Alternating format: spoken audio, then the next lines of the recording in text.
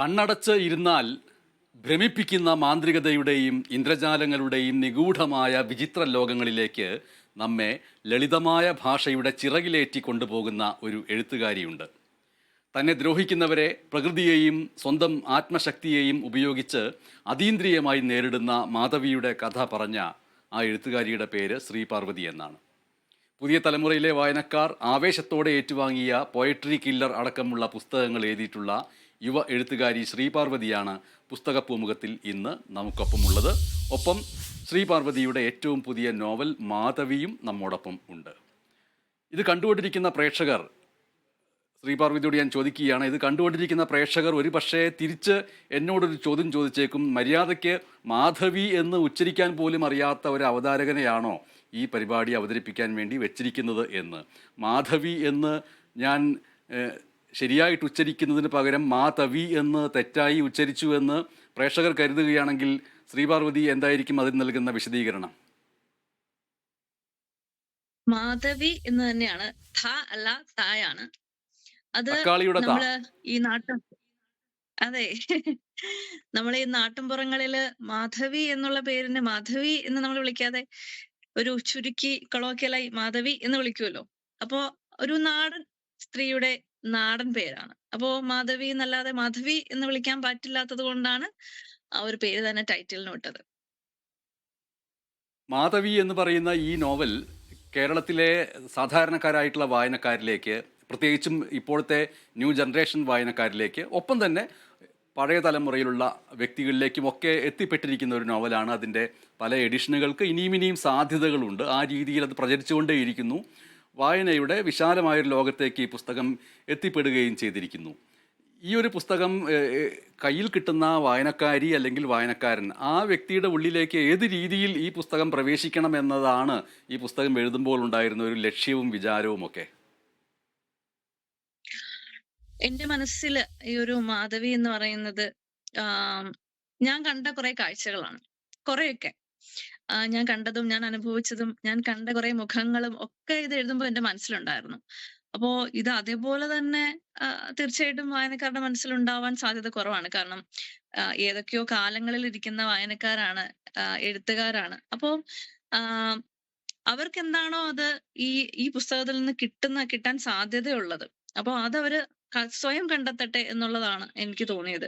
കാരണം ഓരോ വായനയും സ്വയം നമ്മളെ കണ്ടെത്തുന്നത് പോലെയാണല്ലോ എന്നാണ് തോന്നുന്നത്. അപ്പോ ഓരോരുത്തരും സ്വയം കണ്ടെത്തട്ടെ. അവരവരുടെ വായനയിൽ എന്താണ് കൂടുതൽ തെളിയുന്നതെന്ന് അവർ തന്നെ കണ്ടെത്തട്ടെ. അതാണ് ഏറ്റവും നല്ലതെന്ന് തോന്നുന്നു. ശ്രീപാർവതിയുടെ തലമുറ എന്ന് പറയുന്നത് പൂർണ്ണമായിട്ടും മൊബൈൽ ഫോണിൽ കണ്ണു നട്ടിരിക്കുന്നവരാണ്. അതുമായി ബന്ധപ്പെട്ട സാങ്കേതികതയുടെ ലോകത്തുള്ളവരാണ്. ആ മൊബൈൽ ഫോൺ മാറ്റിവെച്ചതിന് ശേഷം അവർ ഈ ഒരു പുസ്തകം, കടലാസിലുള്ള ഈ പുസ്തകം കയ്യിലെടുക്കുമ്പോൾ അവർക്ക് ഒറ്റ നിമിഷം കൊണ്ട് മറ്റൊരു വിചിത്ര ലോകത്ത് എത്തിപ്പെടാൻ കഴിയും എന്നുള്ളതാണ് ഒരു പക്ഷേ ഈ പുസ്തകത്തിൻ്റെ ഒരു പ്രത്യേകത എന്ന് പറയുന്നത്. അതിൽ അതീന്ദ്രിയതയുടെ, പ്രകൃതിയുമായി ചേർന്ന് ഒരു സ്ത്രീക്കുണ്ടാവുന്ന അതീന്ദ്രിയ ശക്തിയുടെയും ആ അതീന്ദ്രിയ ശക്തിയുടെ ബലം ഉപയോഗിച്ചുകൊണ്ട് തന്നെ എതിർക്കാൻ വരുന്നവരെ പ്രതിരോധിക്കുന്നതിൻ്റെയും ഒക്കെ ഒരു കാഴ്ചയാണ് ഇതിനകത്ത് ഉള്ളത്. അപ്പോൾ ആ ഒരു വിചിത്ര ലോകത്തിലേക്കൊരു ട്രാൻസ്ഫോർമേഷൻ, ഒരു പെട്ടെന്നുള്ളൊരു പരിണാമം, ഒരു ഗിയർ ചേഞ്ച് പെട്ടെന്ന് സംഭവിക്കും ഈ പുസ്തകം എടുത്താൽ എന്ന് ഉറപ്പിച്ച് ഒരു വാഗ്ദാനം കൊടുക്കാൻ കഴിയുമോ പ്രേക്ഷകർക്ക്? ഞാനത് അതുപോലെ അനുഭവിച്ചതാണ്. അപ്പോ അത് അനുഭവിക്കുന്ന ആരെങ്കിലും ഒക്കെ ഉണ്ടാവും എന്നുള്ളതാണ് എൻ്റെ ഒരു പ്രതീക്ഷ. ഇതിന്റെ ഒരു കാരണം എന്താന്ന് വെച്ചാല് എന്റെ സ്വന്തം നാട്ടില് ഞങ്ങളുടെ വീടിന്റെ തൊട്ട് മുകളിൽ ഒരു വീടുണ്ട്. അപ്പോ ആ സ്വന്തം വീടെന്ന് നാട് എന്ന് പറയുന്നത് ഒരു പറയുമ്പോൾ അത് കൊട്ടാരക്കരയല്ലേ? കൊട്ടാരം. അതെ, അതെ, അതെ, അതെ. അതെ അതെ, പറഞ്ഞോളൂ. അപ്പോ അതെ. വീടിന്റെ മുകളിൽ ഒരു വലിയൊരു വീടുണ്ട്. അപ്പൊ ആ വീടെന്ന് പറഞ്ഞാൽ ആ നാട്ടില് അത്തരം ഒരു വീട് വേറെ ഇല്ല. കാരണം ആം, ഒരു വിക്ടോറിയൻ രീതിയിലൊക്കെയുള്ള ഭയങ്കര ഒരു നമ്മുടെയൊക്കെ നാട്ടിലുള്ള വീടുകൾ അറിയാമല്ലോ. ഒരു പഴയ കാലത്തെ വീടുകള്. അതുപോലെ ഒന്നും അല്ലാതെ വളരെ വ്യത്യസ്തമായിട്ടുള്ള ഒരു ടൈപ്പ് ഓഫ് വീടാണത്. അപ്പൊ വീടിനോട് ചേർന്ന് അവിടെ ഒരു അപ്പൂപ്പനും അമ്മൂമ്മയും ഉണ്ടായിരുന്നു. ആ അപ്പൂപ്പനെയൊന്നും ഞാൻ കണ്ടിട്ടില്ല. ഞാൻ ജനിക്കുന്നതിന് മുമ്പ് മരിച്ചുപോയതാണ്. അപ്പം അദ്ദേഹത്തിന്റെ ഒരു കല്ലറ അവിടെയുണ്ട്. വേറെ എങ്ങും കണ്ടിട്ടില്ലാത്തൊരു തരം കല്ലറ. അപ്പൊ അവിടെ ഒരു അമ്മൂമ്മ ഉണ്ടായിരുന്നു. ഒരു 80 വയസ്സോളം ഉള്ള ഒരു അമ്മൂമ്മ. ആ അമ്മൂമ്മയുടെ ഒരു രൂപം എന്ന് പറയുന്നത് ആം ഭയങ്കര ഒത്ത ശരീരവും നല്ല ഒരു തേനിന്റെ നിറവും ഈ പറഞ്ഞ പോലെ വെറ്റിലയൊക്കെ ചവച്ച് കറ പിടിച്ച പല്ലുകളും ചുരുണ്ട മുടിയും ഇവിടെയൊക്കെ വെച്ചിട്ട് കെട്ടിയൊക്കെ വെച്ച് ഭയങ്കര രസകരമായ ഒരു വന്യമായിട്ടുള്ള ഒരു ഭംഗി എന്നൊക്കെ പറയില്ലേ? അങ്ങനെ ഒരു ഭംഗിയായിരുന്നു ആ അമ്മൂമ്മയ്ക്ക് ഉണ്ടായിരുന്നത്. ആ ഒരു പ്രായത്തിലും. അപ്പോ ആഹ് ഞാന് മിക്കവാറും അത് കഴിഞ്ഞിട്ട് ആ വീട്ടിലെ അമ്മൂമ്മ പോയി. മറ്റ് അവരുടെ മക്കളുടെ കൂടെ പോയി. പിന്നീട് ആ അമ്മൂമ്മ മരിച്ചുപോയി. പക്ഷെ അപ്പോഴും ആ വീട് അനാഥമായിരുന്നു. അതായത് ആ വീടിനോട് ചേർന്നുള്ള ഒരു 1 1/2 ഏക്കർ ഇതൊക്കെ അനാഥമായിട്ട് കിടക്കാണ്. അവിടെ നിറച്ച് പുല്ലുകൾ വളർന്ന് അവിടെ ഇല്ലാത്ത ഫലവൃക്ഷങ്ങളൊന്നുമില്ല. എല്ലാതരം ഫലങ്ങളും ഉണ്ട്, പൂക്കളുണ്ട്. അപ്പോ നമുക്കൊന്ന് ചെന്ന് അവിടെ പോയിരുന്ന് പുസ്തകം വായിക്കുക, അല്ലെങ്കിൽ പഠിക്കാനുള്ള സമയത്ത് അവിടെ പോയിരുന്ന് പഠിക്കുക, ചിന്തിക്കാനുള്ള സമയത്ത് അവിടെ പോയിരുന്ന് ചിന്തിക്കുക, മരങ്ങളോട് സംസാരിക്കുക. ഇതൊക്കെയായിരുന്നു അന്നത്തെ കാലത്തെ ഒരു ഇഷ്ടങ്ങള്. അപ്പോ അവിടെ ചെല്ലുമ്പോ നമുക്ക് കിട്ടുന്ന ഒരു എനർജി ഉണ്ട്. ഈ പറയുന്ന കല്ലറയുടെയൊക്കെ അടുത്തിരുന്നിട്ട് ഞാന് ഈ പറയുന്ന മരങ്ങളോടൊക്കെ സംസാരിച്ചിട്ടുണ്ട്. അപ്പോ അങ്ങനെ ഒരു കാലത്ത് നിന്നിട്ട് അവിടെ നിറച്ചും ആൾക്കാര് വരുവായിരുന്നു. ഈ നമ്മുടെ അയൽവാസികളൊക്കെ വന്നിട്ട് ഈ പറയുന്ന പോലെ തേങ്ങ എടുക്കുക, മാങ്ങ എടുക്കുക, അങ്ങനെയൊക്കെയുള്ള ആൾക്കാരുണ്ടായിരുന്നു. അപ്പം അവിടെ അതിനിടയ്ക്ക് ഒരു കഥ വരുന്നു. ഒരു പ്രേതത്തിനെ കണ്ടൂന്ന്. അതായത് അപ്പൂപ്പൻ മരിച്ചുപോയി. അപ്പം ഈ ആരൊക്കെയോ ഇതുപോലെ ഷർട്ടും മുണ്ടും ഒക്കെ ഇട്ട് ബാക്കില് കൊടയൊക്കെ കാലം കൊടയൊക്കെ പിടിച്ചിട്ട് ഒരാൾ നടന്നു പോണത് കണ്ടു എന്നൊരു ഒരു കഥ അവിടെ പടർന്നു. അപ്പൊ എല്ലാരും വിചാരിച്ചു അത് പ്രേതമാണ് എന്നൊക്കെ പറഞ്ഞിട്ട് ഭയങ്കര ഒരു ഇതൊക്കെ ഉണ്ടായിരുന്നു. അപ്പൊ കുറെ നാള് പിന്നെ ആരും ആ ഒരു വീട്ടിലേക്ക് വരാതായി. പക്ഷെ അപ്പോഴും ഞാൻ ആ വീട്ടിൽ പോവായിരുന്നു. ഞാന് ആലോചിക്കുകയും ചെയ്തു. ഞാനിതുവരെ ഒരു പ്രേതത്തിനെയും കണ്ടിട്ടില്ല. പക്ഷെ എന്നെ ആ കഥ ഭയങ്കരമായിട്ട് അട്രാക്ട് ചെയ്തു. അതുപോലെ അവിടുത്തെ അമ്മൂമ്മ എല്ലായ്പ്പോഴും അട്രാക്ട് ചെയ്യുന്ന ഒരു ക്യാരക്ടർ ആയിരുന്നു. ആം, അപ്പൊ ഇടയ്ക്കൊക്കെ നേരെ ആ വീട്ടിൽ പോയിരിക്കുക.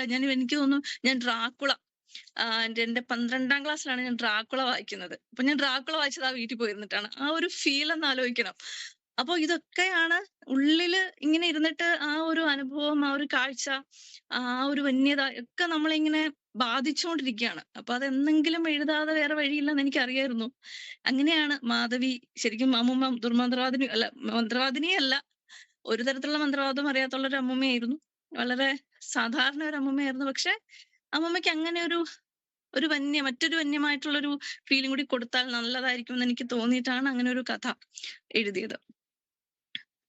ഈ മാധവി എന്ന് പറയുന്ന ഈ ഫിക്ഷൻ, ഈ നോവൽ, അതിൻ്റെ ഉള്ളടക്കത്തിലേക്ക് ഞാൻ പോകുന്നില്ല. ഞാനത് വായിച്ചിട്ടുണ്ട്. പക്ഷേ അത് ഏത് രീതിയിലാണ് മുന്നോട്ട് പോകുന്നത് എന്ന് പ്രേക്ഷകർക്ക് പെട്ടെന്ന് പറഞ്ഞു കൊടുക്കുന്നത് ഉചിതമല്ല. കാരണം ഇനിയും ആ പുസ്തകം വായിച്ച് അതിലൂടെ മുന്നോട്ട് പോകാനുള്ളതാണ്. എങ്കിലും അതിൻ്റെ പിൻചട്ടയിൽ എല്ലാവർക്കും മനസ്സിലാവുന്ന രീതിയിൽ എഴുതിയിട്ടുള്ള ഒരു ഉള്ളടക്കം എന്ന് പറയുന്നത് 3 തലമുറ. ആ 3 തലമുറയിലുള്ള 3 പേർ, മാധവി എന്ന് പറയുന്ന ഒരു സ്ത്രീ, പാർവതി എന്ന് പറയുന്ന മറ്റൊരു സ്ത്രീ, മേനക, ഈ 3 പെണ്ണുങ്ങളുടെ കഥയാണ് ഒരർത്ഥത്തിൽ ഇത്. അവിടെ നാരായണീശം എന്ന് പറയുന്ന ഒരു ഗ്രാമം, അതൊരു സാങ്കല്പിക ഗ്രാമമാണ് എന്നാണ് ഞാൻ കരുതുന്നത്.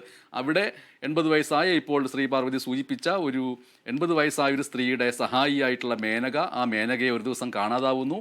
മേനകയുടെ തിരോധാനത്തെക്കുറിച്ച് പോലീസ് ഉദ്യോഗസ്ഥൻ വിലാസ് രാജും അതേപോലെ തന്നെ തെക്കേതിൽ വീടിൻ്റെ അയൽവാസിയായിട്ടുള്ള പാർവതിയും സമാന്തരമായിട്ട് നടത്തിയിട്ടുള്ള ഒരു അന്വേഷണം, ആ അന്വേഷണം എത്തിച്ചേരുന്നത് നാരായണീശ്വരം എന്ന ഗ്രാമത്തിൻ്റെ ഇന്നലകളിലേക്കാണ്. അവിടെ മാധവിയും ചാത്തനും ഒടേതയും അയ്യപ്പനും നാണപ്പനും തങ്കിയും അമ്മിണിയപ്പനും എല്ലാം വരുന്നു. അവരുടെ പക, അവരുടെ രതി, അവരുടെ പ്രതികാരം, ഇതെല്ലാം വിടരുന്ന ഒരു മിസ്റ്ററി നിറഞ്ഞ ഒരു ത്രില്ലിംഗ് ആയിട്ടുള്ള ഒരു നോവൽ എന്നാണ് അതിൻ്റെ ഏറ്റവും പെട്ടെന്ന് അതിൻ്റെ ഉള്ളടക്കത്തിൻ്റെ സസ്പെൻസ് പൊളിക്കാതെ പറയാൻ കഴിയുന്നത്, അല്ലേ? അതെ, അതെ, അതെ, അതെ. അത് അവരുടെ ഈ എല്ലാവരുടെയും കഥയാണ്. നമ്മൾ കണ്ട കുറെ കഥാപാത്രങ്ങളുണ്ട്. പക്ഷെ കാണാത്ത പറഞ്ഞ പോലെ ഫിക്ഷൻ മാത്രമായിട്ടുള്ള കഥാപാത്രങ്ങളും അതിനകത്തുണ്ട്. പറഞ്ഞ പോലെ ആഹ് ക ചില കഥാപാത്രങ്ങളൊക്കെ നമ്മുടെ മുന്നിലൂടെ നടന്നു പോയവരാണ്. എന്നാൽ മറ്റു ചിലര് നമ്മൾ ഉണ്ടാക്കിയെടുത്ത പറഞ്ഞ പോലെ കംപ്ലീറ്റ്ലി ഫിക്ഷൻ ആയിട്ടുള്ള ക്യാരക്ടേഴ്സും ആണ്. അപ്പൊ ഇത് രണ്ടും കൂടി ഇടകലർത്തി നമ്മൾ പറഞ്ഞു പോകുമ്പോ അതിനകത്ത് കുറെ മേ ബി ആ നാട്ടിലുള്ളവര് ഇത് എങ്ങനെ വായിക്കുമെന്നൊന്നും എനിക്കറിയില്ല. എങ്കിലും അവര് ആ ഒരു ഫിക്ഷന്റെയും അല്ലെങ്കിൽ യാഥാർത്ഥ്യത്തിന്റെയും ഇടയിലൂടെ അത് കൃത്യമായിട്ട് വായിച്ചു പോകാൻ എല്ലാവർക്കും കഴിയട്ടെ എന്നാണ് എൻ്റെ ഒരു ആഗ്രഹം. ശരി. ഇപ്പോൾ ഈ പോയട്രി കില്ലർ എന്ന് പറയുന്ന പുസ്തകം 13 എഡിഷൻ കഴിഞ്ഞിരിക്കുന്നുണ്ട് ഇപ്പോൾ. പോയട്രി കില്ലർ എന്ന പുസ്തകത്തിൽ അതിൻ്റെ ഉള്ളിലുള്ളതൊരു ഇൻവെസ്റ്റിഗേഷൻ ആണെങ്കിൽ പോലും അതിൻ്റെ സവിശേഷത അതിൻ്റെ ശീർഷകമാണ്, അതിൻ്റെ ടൈറ്റിലാണ്. Poetry killer. പോയട്രിക്കകത്ത് എന്ത് തരത്തിലുള്ള ഒരു കുറ്റാന്വേഷണമാണ് സംഭവിക്കുക? പോയട്രി എന്ന് പറയുന്നത് ന്യൂനപക്ഷത്തിൻ്റെ ഒന്നാണ്, കവിത എന്ന് പറയുന്നത്. അതിനകത്ത് നിന്ന് ഏത് തരത്തിലുള്ള ഇൻവെസ്റ്റിഗേഷനും കൊലപാതകവും ഒക്കെയാണ് എന്നുള്ളൊരു സംശയം കൊണ്ടും ആകാംക്ഷ കൊണ്ടും നേരെ ആ പുസ്തകം ഷെൽഫിൽ നിന്ന് ആദ്യമേ വലിച്ചെടുക്കാൻ തോന്നിപ്പിക്കുന്ന ഒരു പ്രേരണ ആ ടൈറ്റിൽ നിന്ന് നൽകാൻ കഴിയുന്നുണ്ട്. പ്രശസ്ത എഴുത്തുകാരി ശ്രീപാർവതിയുടെ ഏറ്റവും ഒടുവിലിറങ്ങിയ പുസ്തകമായ മാധവിയാണ് ഇന്ന് പുസ്തക പൂമുഖത്തിൽ നമ്മൾ വായിച്ചുകൊണ്ടിരിക്കുന്നതും സംസാരിച്ചുകൊണ്ടിരിക്കുന്നതും അതിൻ്റെ എഴുത്തുകാരിയുമായിട്ട് മുഖാമുഖം തത്സമയം സംസാരിച്ചുകൊണ്ടിരിക്കുന്നതും. മാധവി എന്ന ആ നോവലിനെ കുറിച്ച് നമ്മൾ സംസാരിച്ചു കഴിഞ്ഞു, അതിനെക്കുറിച്ച് ഏകദേശം പരിചയപ്പെടുത്തുകയും കഴിഞ്ഞു. ഇനി നോവലിസ്റ്റ് തന്നെ തനിക്ക് ഏറ്റവും ഇഷ്ടപ്പെട്ട തൻ്റെ നോവലിലെ ചില ഭാഗങ്ങൾ വായിക്കുകയാണ് ശ്രീപാർവതി. എത്ര തവണയാണ് ഈ വഴിയിലൂടെ തന്നെയും പിന്നെയും പോകുന്നത്? കണ്ടുമടുത്ത അതേ കുറ്റിച്ചെടികൾ, ഇലകൊണ്ട് വിരിച്ച ചെറിയൊരു മഞ്ചം പോലെ നിലത്ത് പടർന്നു കിടക്കുന്ന തൊട്ടാവാടി, ഇടയ്ക്ക് തല ഉയർത്തി നിൽക്കുന്ന യക്ഷിപ്പാലം, പിന്നെ അതിനുമപ്പുറം മണ്ണുകൊണ്ട് കെട്ടിപ്പണിതൊരു മതില്, അതിനു മുകളിൽ വേലി, അതിൽ പടർന്നു കിടക്കുന്ന ഏതോ കാട്ടുവള്ളി. എത്ര മടുത്താലും ഇനിയും അയ്യപ്പന് ഈ വഴി തന്നെ പോകേണ്ടി വരും. ഇതല്ലാതെ ഒടേതയുടെ വീട്ടിലേക്ക് പോകാൻ വഴികളില്ല. മണ്ണ് കെട്ടിയ വേലി അവസാനിക്കുന്നിടത്ത് വലത്തോട്ട് തിരിഞ്ഞു നോക്കിയാൽ കാണാം ഒടേതയുടെ വീട്. ഭിത്തികൾക്ക് നൂറ്റാണ്ടുകളുടെ പഴക്കമുണ്ടെന്ന് തോന്നും. ക്ലാവ് പിടിച്ച ഓടിന്റെ മുകളിൽ ആകാശത്തിൽ നിന്ന് വീണതെന്നോണം തോന്നിക്കുന്ന ഇലത്തുണ്ടുകൾ. അയ്യപ്പൻ ആ വീടിന്റെ മുകളിലേക്ക് നോക്കി. അവിടെ അതിലും ഉയരെയായി ഒരു വൃക്ഷവും കാണാത്തതിനാൽ അയാൾ അസ്വസ്ഥനായി. ഒന്നു കാല് ഉയർത്തിയാൽ കയറാൻ തക്ക പൊക്കമുള്ള തിണ്ണമേൽ കയറി നിന്ന് അയ്യപ്പൻ നരച്ച വാതിലിന്മേൽ പതുക്കെ മുട്ടി നോക്കി. ശക്തിയായി അതിൽ ഇടിക്കാൻ അയാൾക്ക് ഭയം തോന്നി. ഒന്ന് രണ്ട് മുട്ടലിന് ശേഷവും ഏതാനും നിമിഷങ്ങൾ കാത്തിരിക്കേണ്ടി വന്നു ആ വാതിലൊന്ന് തുറന്നു കിട്ടാൻ. വാതിൽ മലർക്ക് തുറക്കപ്പെട്ടു. ഒടേത പ്രത്യക്ഷനായി. 50 വയസ്സോളമെങ്കിലും അയാൾക്കുണ്ടാവണം. ശരീരം സൂക്ഷിക്കുന്ന ഒരാൾ ഉരുക്കിയെടുത്ത ഉടയാത്ത ഉടൽ. മറയ്ക്കാൻ ശ്രമിക്കുന്നതെന്തോ അങ്ങനെ തന്നെ ഇരുന്ന് കണ്ണിൽ കുത്തുന്നു. അതിന്റെ കാന്തിക വലയത്തിലാണ് ആ ഇടം മുഴുവൻ. മുണ്ട് തറ്റുടുത്തിരിക്കുകയാണ് അയാൾ. പേശികളുടെ കൊഴുപ്പും മിനുപ്പുമുള്ള തുടകളും ഒടതയുടെ കരുത്ത് എടുത്തു കാണിക്കുന്നുണ്ട്. അയ്യപ്പനെ കണ്ടതോടെ അയാളുടെ ചുണ്ടിലൊരു തീപ്പൊരി വീണു. അതൊരു ചിരിയായി അയ്യപ്പൻ മൊഴിമാറ്റി. താൻ പിന്നെയും വന്നോ? ഞാൻ പറഞ്ഞില്ലേ, അത് ഇച്ചിരി ചെലവ് വരുന്ന ഏർപ്പാടാ. ഒരാളെ ഇല്ലാതാക്കുക എന്ന് വെച്ചാൽ അതിന് കുറെ ചടങ്ങുകളുണ്ട്. ചാത്തൻ കൂടെ നിൽക്കണം. ഇമാതിരി ഏർപ്പാടിനൊക്കെ കൂടെ നിൽക്കണമെങ്കിൽ ചാത്തനെ കാര്യമായി തന്നെ വിളിച്ചു വരുത്തണം. സമയം പിടിക്കും. താൻ പോയിട്ട് പിന്നെ വാ. ഒടേത ഇത് എത്രാമത്തെ തവണയാ എന്നോട് ഈ പറയുന്നേ? എല്ലാ ആഴ്ചയും ഞാൻ വരുന്നുണ്ട്. എനിക്കുള്ളത് കിട്ടുന്നവരെ ഞാൻ ഇനിയും വരും. ഇയാള് എന്തെങ്കിലും ചാത്തനെ വിളിച്ചു കൂട്ടുമല്ലോ. അതുവരെ ഞാൻ വരും. അതൊരു ഉറച്ച നിലപാടായി ഒടേത കണ്ടു. ഇനി അതിൽ മറിച്ചൊരു ആലോചനയില്ലാത്തതുപോലെ അയ്യപ്പൻ തീരുമാനം ഉറപ്പിച്ചു. ഒടേത ആലോചനകളിൽ മുറുകി. അയാൾ അയ്യപ്പനെ അകത്തേക്ക് ക്ഷണിച്ചു. ധാന്വന്തരം കുഴമ്പിന്റെയും മരത്തടിയുടെയും മണം പേറുന്ന മുറിയിലെ കസേരയിൽ ഇരിക്കാനായി ഒടേത കൈ ചൂണ്ടിയപ്പോൾ അതുവരെ ഇല്ലാത്ത ആ ക്ഷണം അയ്യപ്പനെ സന്തോഷിപ്പിച്ചു. ഒടേത തീരുമാനം മാറ്റിയിരിക്കുന്നു. തന്റെ ആഗ്രഹത്തെ ഏറ്റെടുക്കാൻ തോന്നിയിട്ടുണ്ടാവണം. അയ്യപ്പൻ ആ കസേരയിൽ ഇരുന്നപ്പോൾ അതൊന്ന് പിന്നിലേക്ക് ആടി. വീഴാൻ പോയപ്പോൾ അയ്യപ്പൻ ഭിത്തിയിൽ അള്ളിപ്പിടിച്ചു. അതേസമയം തന്നെ ആ വീടിന്റെ ഗർഭഗൃഹത്തിൽ എവിടെ നിന്നോ ഒരു അലർച്ച കേട്ടു. ആ മുറിയിലൊഴിച്ച് ബാക്കിയല്ല എങ്ങും ഇരുട്ടാണ്. അന്ധകാരം പ്രസവിക്കുന്ന നിലവിളികൾക്ക് പോലും ഭീതിപ്പെടുത്തുന്ന അലർച്ചയാണ്. അയ്യപ്പൻ പിന്നെയും വീഴാൻ പോയി. ഒടേത ആ വിളി കേട്ടില്ലെന്ന് തോന്നി. അതുകൊണ്ട് അത് തന്റെ തോന്നലാണെന്ന് അയ്യപ്പന് തോന്നി. താനിരിക്ക്, ഞാൻ പോയി ഇച്ചിരി കരിങ്ങാലി എടുക്കാം. ഒടേത വെള്ളമെടുക്കാൻ അകത്തേക്ക് പോയി. ആ വഴിയിലേക്ക് തെല്ലൊരു ആശങ്കയോടെ അയ്യപ്പൻ നോക്കിയിരുന്നു. അയാൾ പെട്ടെന്നങ്ങ് മറഞ്ഞു പോയതാണോ? നിഗൂഢത വഹിക്കുന്ന ഒരു മനുഷ്യനാണ് ഒടേത. യഥാർത്ഥത്തിൽ അയാളെക്കുറിച്ച് തനിക്ക് ധാരണയില്ല. നല്ലവനാണോ അപകടകാരിയാണോ എന്ന് പോലും അറിയില്ല. അറിയുന്നത് വെറുപ്പ് തോന്നിയ ഒരാളെ തീർക്കാതെ തനിക്ക് ജീവിതത്തിൽ ഇനിയൊരു മുന്നോട്ട് പോക്കില്ല എന്ന് മാത്രമാണ്. ആ മുറിയിലെ ഭിത്തിയിൽ തൂങ്ങുന്ന കരിങ്കാളിയുടെ ചിത്രത്തിലേക്ക് നോക്കി നിന്നപ്പോൾ അയ്യപ്പന് അകം പുറം എന്തു ആവർത്തനം. ഒടേതേ, അയാൾ അകത്തേക്ക് നോക്കി വിളിച്ചു. അവിടെ നിൽക്കുമ്പോൾ പെട്ടെന്നൊരു ശ്വാസമുട്ടൽ അയാളെ ബുദ്ധിമുട്ടിച്ചു. അകത്തുനിന്നും ശബ്ദങ്ങളൊന്നുമില്ല. ഒടേത നിന്ന നിൽപ്പിൽ ആവിയായി പോയോ? ഒരു വെളിച്ചം പോലും എങ്ങുമില്ല. അയ്യപ്പൻ ഉള്ളിലേക്ക് കയറി. ഇരുട്ടിൽ തപ്പിത്തടഞ്ഞ് അയാൾ ഒരു മുറിയുടെ വാതിൽക്കലെത്തി. ഒന്ന് തള്ളിയപ്പോഴേക്കും അത് തുറന്നു. ശരിക്കും അത് തുറക്കണമെന്ന് അയാൾ വിചാരിച്ചിരുന്നില്ല. അകത്തേക്ക് പാളി നോക്കുമ്പോൾ തന്നെ തന്നെ നോക്കിയിരിക്കുന്ന രണ്ട് വെളിച്ച കണ്ണുകൾ. ആരാണത്? എന്താണത്? അകത്തേക്ക് നോക്കിയ അതേ വേഗതയിൽ അയ്യപ്പൻ പുറത്തേക്ക് തെന്നിമാറി. ആ നിമിഷം തന്നെ പിന്നിൽ ഒരു കൈ പതിയുകയും അത് ഒടേതയാണെന്ന് തിരിച്ചറിയുകയും ചെയ്തു. തന്നോട് ഇങ്ങോട്ട് വരാൻ ആരാ പറഞ്ഞേ? ഇതാണോ മാന്യത? താൻ കാണിച്ചത് അത്ര ശരിയായില്ല എന്ന് അയ്യപ്പന് തോന്നി. പക്ഷെ ആ മുറിയിൽ കണ്ട വൈരക്കണ്ണുകളുടെ ഭീതിയിൽ വിട്ടൊഴിയാത്തത് കൊണ്ട് അയാൾക്ക് നാവ് ചലിപ്പിക്കാനായില്ല. അതെന്താവും ആ തീഗോളം? ആ മുറിയിൽ അയാൾ എന്താണ് സൂക്ഷിച്ചു വെച്ചിരിക്കുന്നത്? അതൊരു മനുഷ്യന്റെ കണ്ണുപോലെയല്ലല്ലോ തോന്നിച്ചത്. ഒടേത അയാളെ വീണ്ടും കരിങ്ങാലി വെള്ളവുമായി പുറത്തെ മുറിയിലേക്ക് ക്ഷണിച്ചു. ഏതോ മാന്ത്രിക ശക്തിയാൽ എന്ന പോലെ അയ്യപ്പൻ ഒടേതയുടെ പിന്നാലെ നടന്ന് അതേ കസേരയിൽ ഇരുന്നു. ഞാൻ ഈ പണി ഏറ്റെടുക്കുന്നു. ചാത്തനെ ഉടനെ വരുത്തിക്കാൻ ഞാൻ തയ്യാർ. എന്താ അവക്കടെ പേര്? അയ്യപ്പൻ ശരിക്കും ഞെട്ടി. അപ്പോൾ ആ ആഗ്രഹം സത്യമാവുകയാണോ? മാധവി. അവളൊരു യക്ഷിയാ. മനുഷ്യന്റെ ചോര കുടിക്കുന്ന മന്ത്രവാദിനിയാ. നമുക്കവിടെ പോയി അവളെ തളയ്ക്കണം. കണ്ണുകളിൽ മോഹവും പകയും ഭയവും കൊണ്ട് വിവരിക്കാനാവാത്ത ആകുലതകളോടെ അയാൾ ഒടേതയെ നോക്കി. അയാളുടെ കണ്ണിൽ അപ്പോഴും അതേ തീ എരിയുന്നു. അവിടെ മറ്റൊന്നില്ല. ആ തീയിൽ നിന്നും പകർന്ന ചൂട് അയ്യപ്പന്റെ ഓർമ്മകളിലെ ചാരം മൂടിക്കിടന്ന സമയങ്ങൾക്ക് ഊർജം പകർന്നു. അതോടെ അയാളുടെ ഉള്ള് കത്തിത്തുടങ്ങി. അയ്യപ്പൻ ചിരിച്ചു. ആ ചിരി ഒടേതയുടെ ചിരി പോലെ തന്നെ ഉണ്ടായിരുന്നു. ആ ചിരി നാറാണീശത്തെ പലരുടെയും ചിരിയായി ഉയർന്നു പൊന്തി. അതിലെല്ലാം പകയുടെയും നഷ്ടമോഹത്തിന്റെയും ചുവപ്പ് പടർന്നിരുന്നു.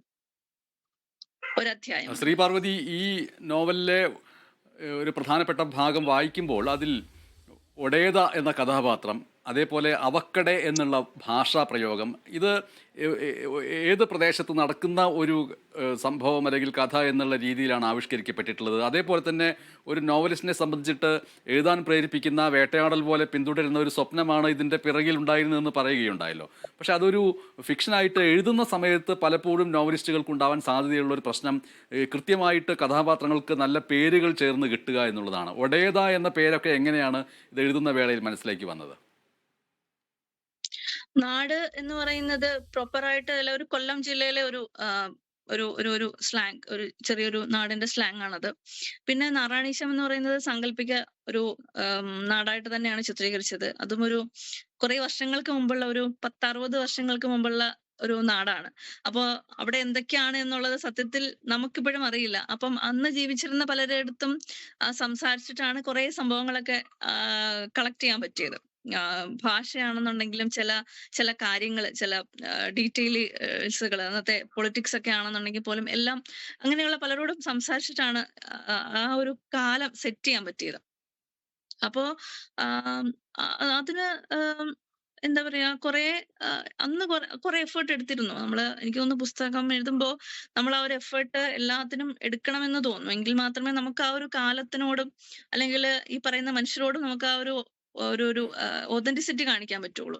പിന്നെ അതെ, ഈ ഒടേത പുസ്തകം, എന്നുള്ളൊരു ഈ പേര് വളരെ മാധവി എന്ന ഈ പുസ്തകം നമ്മൾ കയ്യിലെടുക്കുമ്പോൾ അതിലേക്ക് പെട്ടെന്നൊരു ആകർഷണം തോന്നുന്ന മറ്റൊരു ഘടകം അതിന് നൽകിയിരിക്കുന്ന ഒരു ടാഗ് ലൈനാണ് ശലഭത്തിൻ്റെ മണമുള്ള, അങ്ങനെയല്ലേ? ശലഭത്തിൻ്റെ മണമുള്ള, സർവപ്പെട്ട മണമുള്ള ശലഭത്തിന്റെ കഥ. തിരിച്ചു പറഞ്ഞു ഞാൻ. കറുവപ്പട്ടയുടെ മണമുള്ള ശലഭത്തിൻ്റെ കഥ, അല്ലേ? കഥ. അതെ. അപ്പോൾ എന്താണ് ഈ കറുവപ്പട്ടയ്ക്കുള്ളൊരു പ്രാധാന്യം എന്താണ്? കറുവപ്പട്ട എന്ന് പറയുന്നത്, അതിനു മുമ്പ് മാധവിയെ കുറിച്ച് പറയാം. മാധവി എന്ന് പറയുന്നത് ഒരു നമ്മൾ മന്ത്രവാദിനി എന്നുള്ള വാക്കാണ് ഉപയോഗിച്ചിട്ടുള്ളത് എങ്കിൽ പോലും നമ്മള് ശരിക്കും ഒരു ഇന്ത്യൻ മിത്തോളജി പ്രകാരമുള്ള ഒരു മന്ത്രവാദം അല്ല നമ്മൾ ഈ പുസ്തകത്തിൽ കൊടുത്തിരിക്കുന്നത്. ഒരു വിച്ച് ക്രാഫ്റ്റ് എന്ന് പറയുന്ന രീതിയിലുള്ള ഒരു വിദേശത്തൊക്കെ നമ്മൾ കാണപ്പെടുന്ന ഒരു തരം മാജിക്കൽ സംഭവമാണ്. അപ്പം ഈ വിച്ച് എന്ന് പറയുന്ന ഒരു വാക്കിനെ നമ്മൾ പൊതുവെ നിരീക്ഷിക്കുന്നത്, നമ്മൾ സിനിമകളൊക്കെ കാണാറുണ്ട്. വിച്ച് എന്ന് പറയുന്ന സിനിമ വരെ നമ്മൾ കാണുന്നത് അതിനെ സാത്താൻ സേവയുമായിട്ടൊക്കെ ബന്ധപ്പെടുത്തി ഒരു ദുർമന്ത്രവാദം. പണ്ട് പണ്ട് ഒരുപാട് കാലം മുമ്പ് ഈ പറയുന്ന പോലെ വിച്ചുകളെ ഒരുപാട് പേരെ തീ വെച്ചൊക്കെ കൊന്നിട്ടുണ്ട് നമ്മുടെ പല രാജ്യങ്ങളിലൊക്കെ. അപ്പോ എന്തുകൊണ്ടായിരിക്കും ഇത്തരം സ്ത്രീകളെ, അത് സ്ത്രീകളാണ്, നമ്മുടെ ഇന്ത്യയിൽ നടന്നിട്ടുണ്ട്, കേരളത്തിലല്ല, നമ്മുടെ ഇന്ത്യയിൽ പല സ്ഥലങ്ങളിലും നടന്നിട്ടുണ്ട് ഇതുപോലെയുള്ള ദുർമന്ത്രവാദിനിയാണ് എന്ന് പറഞ്ഞിട്ട് സ്ത്രീകളെ കത്തിച്ചു കൊന്നിട്ടുണ്ട്. അപ്പൊ ഞാൻ ആലോചിച്ച ഒരു കാര്യം, എന്തുകൊണ്ടാണ് ഇതുപോലെ, നമ്മുടെ നാട്ടിൽ മന്ത്രവാദികൾ ഇഷ്ടംപോലെ പുരുഷന്മാരുണ്ട്, പക്ഷെ എന്തുകൊണ്ടാണ് ഇതുപോലെ വിച്ച് എന്ന് പറയുന്ന ഒരു പ്രസ്ഥാനത്തിനെ, ഒരു ഒരു കൂട്ടം സ്ത്രീകളെ എന്തിനായിരിക്കും തീ വെച്ച് കൊന്നത്? അങ്ങനെ ഒരു ആലോചന എനിക്കുണ്ടായിരുന്നു. ആഹ് അപ്പൊ അതിന്റെ ഒരു ആഴത്തിലേക്ക് നമ്മൾ ഇറങ്ങി ചെല്ലുമ്പോഴാണ് നമ്മൾ സിനിമയിൽ നോക്കുമ്പോഴാണെങ്കിലും നമ്മൾ കാണുന്നത് വിച്ച് എന്ന് പറയുന്നത് ഭയങ്കര ദുർമന്ത്രവാദിനിയായിട്ടുള്ള ഒരു സ്ത്രീയാണ്. അവര് ആൾക്കാരെ കൊല്ലുന്നു, ആൾക്കാരുടെ രക്തം കുടിക്കുന്നു ഇങ്ങനെയൊക്കെ പറയുന്ന കുറെ സംഭവങ്ങളാണ് നമ്മൾ സിനിമകളിൽ ഉൾപ്പെടെ കാണുന്നത്. പക്ഷേ നമ്മൾ ആ വാക്കിന്റെ അർത്ഥത്തിലേക്ക് യഥാർത്ഥത്തിൽ ഇറങ്ങി ചെന്ന് നോക്കുമ്പോ എനിക്ക് കാണാൻ കഴിഞ്ഞൊരു കാര്യം അതൊരു വിശ്വാസമാണ്. വൈ വൈക്കൻ എന്ന് പറയുന്ന ഒരു കൾച്ചറിൽ നിന്ന് ഉണ്ടായി വന്നൊരു വിശ്വാസമാണ് വിച്ച് എന്ന് പറയുന്നത്. ആ ഒരു വിശ്വാസം എന്ന് പറയുന്നത് ആരെയും ഹെർട്ട് ചെയ്യാൻ അല്ലെങ്കിൽ ആരെയും വേദനിപ്പിക്കാൻ പഠിപ്പിക്കുന്ന ഒരു വിശ്വാസമേ അല്ല. അത് സത്യത്തിൽ ഈ ഒരു പ്രകൃതിയുമായിട്ട് അലിഞ്ഞു ജീവിക്കാൻ പറ്റുന്ന, അല്ലെങ്കിൽ പ്രകൃതി തന്നെയാണ് ദൈവം എന്ന് പറഞ്ഞ് ജീവിക്കാൻ പറ്റുന്ന, നേരിട്ട് പ്രപഞ്ചവുമായിട്ടുള്ള ഒരു ബന്ധം, ഒരു ആത്മാവും പ്രപഞ്ചവുമായിട്ടുള്ള ഒരു ബന്ധത്തിനെ കാത്തു സൂക്ഷിക്കുന്ന ഒരു വിഭാഗമാണ് വിച്ച് എന്ന് പറയുന്ന ഒരു വിഭാഗം. അവരൊരിക്കലും മറ്റൊരാളെ വേദനിപ്പിക്കാൻ ഒന്നും ആഗ്രഹിക്കുന്ന ആൾക്കാരെയല്ല. അപ്പോ എന്തുകൊണ്ടായിരിക്കും അതൊക്കെ ഈ പറയുന്ന പോലെ ഓരോ തിയറികളാണ്. ഓരോ പലരും പല പ്രസ്ഥാനങ്ങളും ഉണ്ടാക്കിയെടുത്ത വിശ്വാസത്തിന്റേതായിട്ടുള്ള പല പല പ്രശ്നങ്ങളുടെയും ഒരു ആകത്തുകയായിരിക്കാം ഈ പറയുന്ന വിച്ച് എന്ന് പറയുന്നത് ദുർമന്ത്രവാദമായി പോയത്. അപ്പൊ അങ്ങനെ ഒരു കാര്യത്തെ ഈ ഒരു പുസ്തകത്തിൽ എനിക്ക് ഉൾക്കൊള്ളിക്കണമെന്ന് തോന്നി. അപ്പോ ഈ പറയുന്ന വിച്ച് ക്രാഫ്റ്റില് ഏറ്റവും കൂടുതൽ നമ്മള് കറുവപ്പട്ട എന്ന് പറയുന്നത് വല്ലാത്ത ആകർഷണ ശക്തിയുള്ള ഗന്ധമുള്ള ഒരു സുഗന്ധ വ്യഞ്ജനമാണ്. അതിന്റെ അപ്പുറം എന്തിനേയും പെട്ടെന്ന് വശീകരിച്ച് ഇപ്പോ നമുക്കൊരു ആഗ്രഹമുണ്ട്. അപ്പൊ ആ ഒരു ആഗ്രഹത്തിന് നമ്മൾ കുറച്ച് മാജിക് ചെയ്യുമ്പോൾ അതിനെ കുറച്ചും കൂടി പെട്ടെന്ന് നമ്മളിലേക്ക് ആകർഷിക്കപ്പെടാൻ ഈ പറയുന്ന കാര്യത്തിനെ നമ്മൾ ഉപയോഗിക്കുന്ന ചില പൊടിക്കൈയിൽ ഒന്നാണ് ഈ പറയുന്ന കറുവപ്പട്ട എന്ന് പറയുന്നത്. അതായത് പെട്ടെന്ന് നമുക്ക് ഫലം കിട്ടും മന്ത്രവാദത്തിൽ പറയുകയാണെങ്കിൽ. അപ്പൊ അങ്ങനെയുള്ള ഒരു സുഗന്ധ വ്യഞ്ജനമാണ് കറുവപ്പട്ട. അപ്പോ മാത്രമല്ല അതിന്റെ ഒരു വശ്യമായിട്ടുള്ള ഒരു ഗന്ധം നമുക്കെല്ലാവർക്കും അറിയാം. അപ്പൊ അങ്ങനെയാണ് മാധവി എന്ന് പറയുന്ന ഒരു വിച്ചിനെ, മാധവി എന്ന് പറയുന്ന മന്ത്രവാദിനി എന്നുള്ള ഒരു വാക്ക് ഞാൻ വിച്ചിന് ഉപയോഗിക്കാൻ ആഗ്രഹിക്കുന്നില്ല. ഒരു മാജിക്കലാണ്. എന്നാൽ ഇന്ദ്രജാലക്കാരിയുമല്ല, കൺകെട്ടല്ല ഒരിക്കലും വിച്ച് ക്രാഫ്റ്റ് എന്ന് പറയുന്നത്. അതൊരു വാക്കുകൾ കൊണ്ട് വിവരിക്കാനോ പ്രത്യേകിച്ചൊരു ശീർഷകം നൽകി വിശേഷിപ്പിക്കാനോ കഴിയാത്ത ചില പ്രത്യേകതരം കഴിവുകൾ, അത് പ്രകൃതിയും സ്ത്രീത്വവുമായിട്ട് ചേരുന്നു എന്നൊക്കെ നമ്മൾക്ക് പറഞ്ഞ് അത് അവസാനിപ്പിക്കാമെന്ന് തോന്നുകയാണ്. ഇതിൽ കൂടുതൽ ഈ നോവലിനെ കുറിച്ച് പറഞ്ഞാൽ അത് പറയാൻ പാടില്ല. ഇത്രയും മാത്രമേ വേണ്ടൂ ഈ പുസ്തകം. ഇനി ഇതുവരെ ഈ പുസ്തകത്തെക്കുറിച്ച് അറിയാത്തൊരു വ്യക്തിക്ക് ഈ പുസ്തകം വാങ്ങാൻ പ്രേരിപ്പിക്കുന്ന ഒരു പ്രധാനപ്പെട്ട ഘടകമാണ് എന്ന് ഞാൻ മനസ്സിലാക്കുന്നു. നിരവധി വിഷയങ്ങളെക്കുറിച്ച് ശ്രീപാർവതിയുമായിട്ട് സംസാരിക്കാൻ കഴിയും. പ്രത്യേകിച്ചും ശ്രീപാർവതിയുടെ ആദ്യത്തെ പുസ്തകത്തിൻ്റെ പ്രമേയം അതിനകത്ത് സ്ത്രീകളുടെ പ്രണയവും ലെസ്ബിയൻ എന്നൊക്കെ പറയാവുന്ന ഒന്നായിരുന്നു. രണ്ടാമത്തെ പുസ്തകവും അതിനോട് ചേരുന്ന രീതിയിലുള്ള ഒന്നായിരുന്നു. പല ഘട്ടത്തിലും എന്തുകൊണ്ട് അങ്ങനെ രണ്ട് പുസ്തകവും ലെസ്ബിയൻ ആയിപ്പോയി, ഇനി ശ്രീപാർവതി തന്നെ അത്തരത്തിലുള്ള ഒരു ചിന്താധാരയിലൂടെ കടന്നു പോകുന്ന ആളാണോ എന്നൊക്കെയുള്ള ചോദ്യങ്ങൾ ചിലരൊക്കെ ഉന്നയിച്ചതായിട്ട് ഞാൻ ഓർക്കുന്നുണ്ട്. അപ്പോൾ അതൊക്കെ നിൽക്കട്ടെ, സ്ത്രീകളുടെ പ്രണയത്തെക്കുറിച്ച് ചോദിക്കാനുണ്ട്. ഫെമിനിച്ചിയാണോ എന്നുള്ള ചോദ്യങ്ങൾ സാഹിത്യോത്സവങ്ങളിൽ ശ്രീപാർവതിക്ക് നേരെ ഉയർന്നു വന്നിട്ടുണ്ടായിരുന്നു. അതൊക്കെ ഇനി വരും നാളുകളിൽ എഴുതുന്ന പുസ്തകങ്ങൾ നമ്മൾ ഇതേപോലെ സംഭാഷണം നടത്തുമ്പോൾ അതിൻ്റെ ഉത്തരങ്ങളും മറുചോദ്യങ്ങളും ഒക്കെ ആയിട്ട് വരാമെന്നാണ് കരുതുന്നത്. എന്തായാലും ഇന്ന് ഈ നിമിഷം ഇവിടെ വന്ന് മാധവിയെക്കുറിച്ച് സംസാരിച്ചതിൽ വളരെയധികം നന്ദി പ്രകാശിപ്പിക്കുകയാണ്. ഒന്നോ രണ്ടോ വാക്യത്തിൽ പ്രേക്ഷകരോട് അവസാനമായിട്ട് ശ്രീപാർവതിക്ക് സംസാരിക്കാം. അപ്പോ ഈ പറയുന്ന പോലെ ഇതിനുവേണ്ടിയാണല്ലോ മാധവി എന്ന് പറയുന്നത്, എനിക്ക് തോന്നുന്നു എന്റെ ലൈഫ് മാറ്റിമറിച്ച ഒരു പുസ്തകമാണ്. അപ്പോ ഉറപ്പായിട്ടും നിങ്ങളുടെ ലൈഫും മാറുമെന്നുള്ള പ്രതീക്ഷയൊന്നും അല്ല ഞാൻ പറയുന്നത്. ഉറപ്പായിട്ടും വായിച്ചു നോക്കുക, എന്നിട്ട് അഭിപ്രായം അറിയിക്കാൻ പറ്റുമെങ്കിൽ അറിയിക്കുക. സന്തോഷം. DC ബുക്സ് ആണ് ഈ പുസ്തകം പ്രസിദ്ധീകരിച്ചിരിക്കുന്നത്. അതിന്റെ വില 250 എന്നാണ് ഞാൻ മനസ്സിലാക്കുന്നത്. അതെ അതെ അതെ അതെ. അപ്പോൾ മാധവിയെക്കുറിച്ച് എഴുത്തുകാരി നേരിട്ട് വന്ന് സംസാരിച്ചിരിക്കുന്നു. വളരെ സന്തോഷം, നന്ദി. വീണ്ടും കാണാം. നമസ്കാരം.